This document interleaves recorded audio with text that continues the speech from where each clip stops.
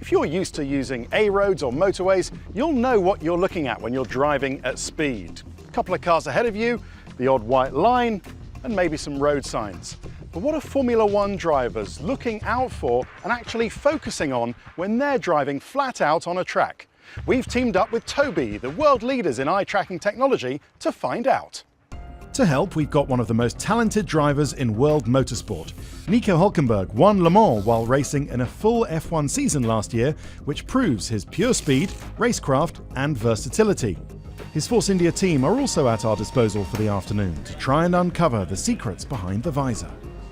These state-of-the-art glasses are actually just mounting frames for 5 tiny infrared cameras.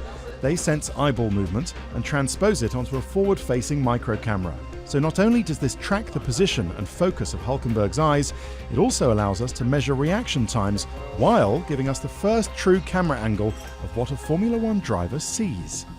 But while it's all a new point of view for us, it's old hat for the driver. Do you ever think about or analyse what you're looking at when you're driving on circuit, or what you're looking for? Not really, to be honest. I think that's something, very natural for us, and you just do it instinctively. On a hot lap, we're really looking from apex to apex, obviously looking ahead. But it will be interesting to see what happens, and there might be some surprises. First of all, the eyes have to adjust from a dark garage to a bright sunny circuit. But once they do, the big surprise is how busy the eye is. This is partly because the human eye has a relatively small focal point, so makes for a pretty lousy camera, but luckily the brain is a brilliant processor and fills in the gaps to create what we call peripheral vision. The quick movement of the eye between focus points is called a saccade.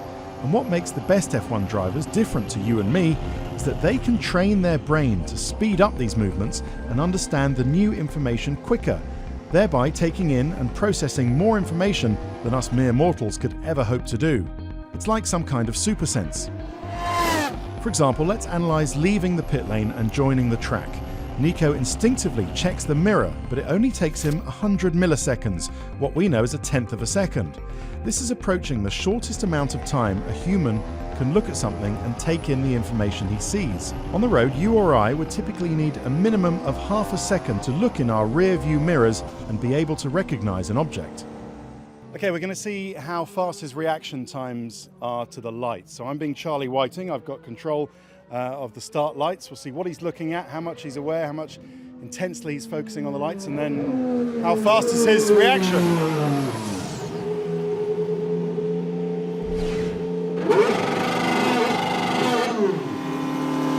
Go! Sounded pretty fast to me. Let's have a look at that in closer detail.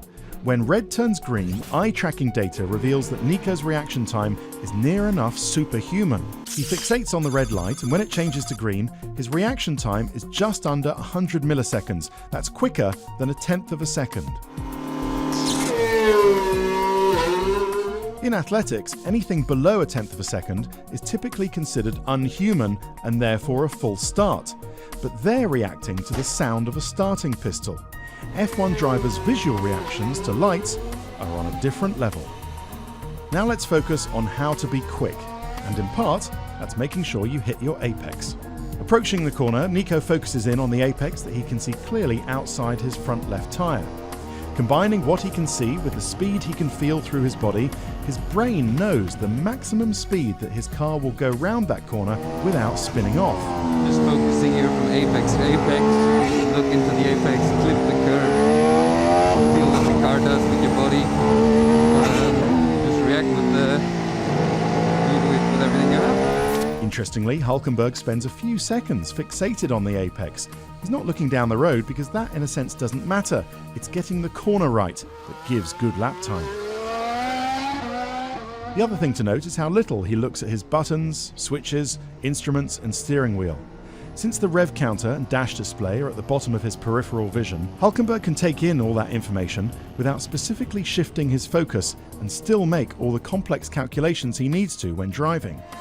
For example, coming into the pits, Hülkenberg looks for the very clear black and white pit sign that denotes the start of the pit lane speed limit.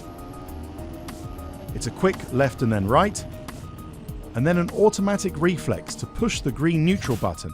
But what the eye tracking technology shows us is that he's not even looking at the button. What he's looking out for is the striped glove of the front left mechanic. That is his visual reference points for a pit stop or a quick nose change. When you consider all of this, it's understandable why the likes of Nico Hülkenberg seem relaxed and calm out of the car. While they might seem like chilled out sportsmen, what they're really doing is just saving mental energy for what really matters when the visor comes down on a Sunday afternoon, and that's racing.